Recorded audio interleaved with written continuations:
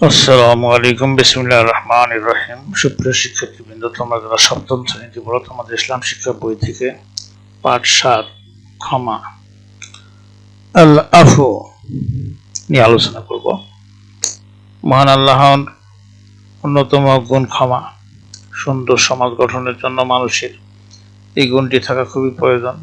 ক্ষমার আরবি প্রতিশব্দ হলো আফু। এর অর্থ হলো মাফ করা, প্রতিশোধ গ্রহণ না করা। ইসলামী পরিভাষায় এর অর্থ হলো প্রতিশোধ গ্রহণের পূর্ণ ক্ষমতা থাকা সত্ত্বেও প্রতিশোধ না নিয়ে মাফ করে দেওয়া। ক্ষমার গুরুত্ব। মহান আল্লাহ সর্বশক্তিমান। তিনি মানুষকে অনেক নিয়ামত দান করেছেন, মানুষের সুখ শান্তির ব্যবস্থা করেছেন, কিন্তু মানুষ তার অজ্ঞতার কারণে সেই সর্বশক্তিমান প্রভুর কথা ভুলে যায়, তার হুকুম অমান্য করে, তার সাথে অংশীদার স্থাপন করে। পরে যখন মানুষ নিজের ভুল বুঝতে পেরে অনুতপ্ত হয় এবং আল্লাহর কাছে ক্ষমা চায়, তখন আল্লাহ মানুষকে ক্ষমা করে দেন।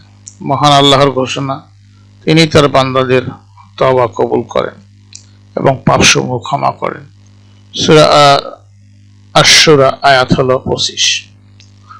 আল্লাহ সর্বশক্তিমান, মহাপরাক্রমশালী হওয়া সত্ত্বেও মানুষকে ক্ষমা করে দেন। মহান আল্লাহ তো রাসূল সাল্লাল্লাহু আলাইহি ওয়াসাল্লামকে ক্ষমার নীতি অনুসরণ করার নির্দেশ দিয়েছেন। আল্লাহ বলেন, বিসমিল্লাহির রহমানির রহিম, খুযিল আফওয়া ওয়া'মুর বিল উরফি ওয়া'রিদ আনিল জাহিলিন।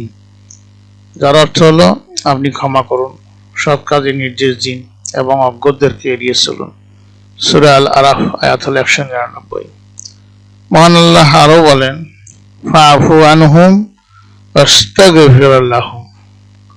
তার অর্থ হলো, অতএব আপনি তাদের ক্ষমা করে দিন এবং তাদের জন্য ক্ষমা প্রার্থনা করুন। সূরা আল ইমরান আয়াত হলো 159।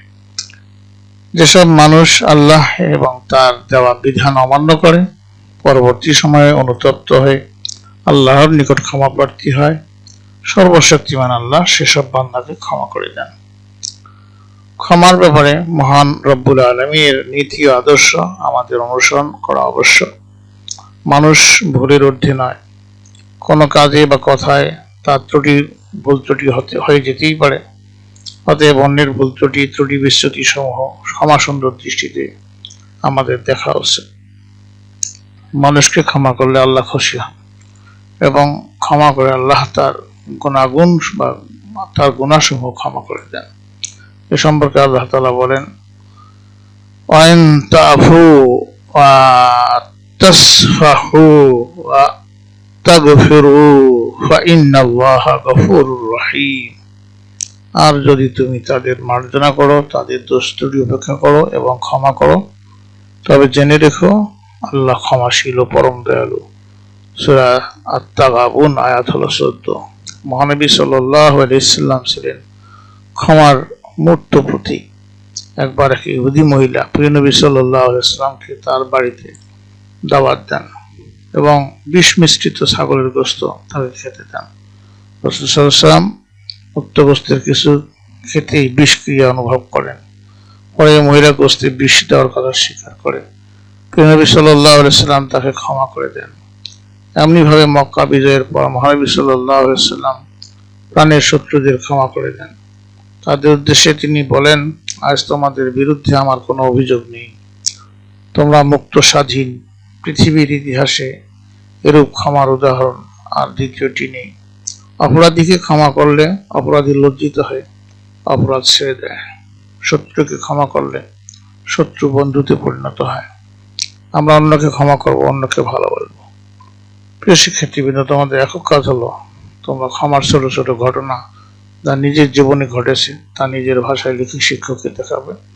আর তোমাদের কাজ হলো বা বাড়ির কাজ হলো ক্ষমার গুরুত্ব বর্ণনা করো। পরবর্তী ক্লাসে আমরা পাঠ 8 অসদাচরণ নিয়ে আমরা আলোচনা করব। তোমাদের সার্বিক মঙ্গল ও সুস্বাস্থ্য কামনা করে এবং পরবর্তী ক্লাস দেখার আমন্ত্রণ জানিয়ে আজকে এখানে বিদায় নিচ্ছি। খোদা হাফেজ।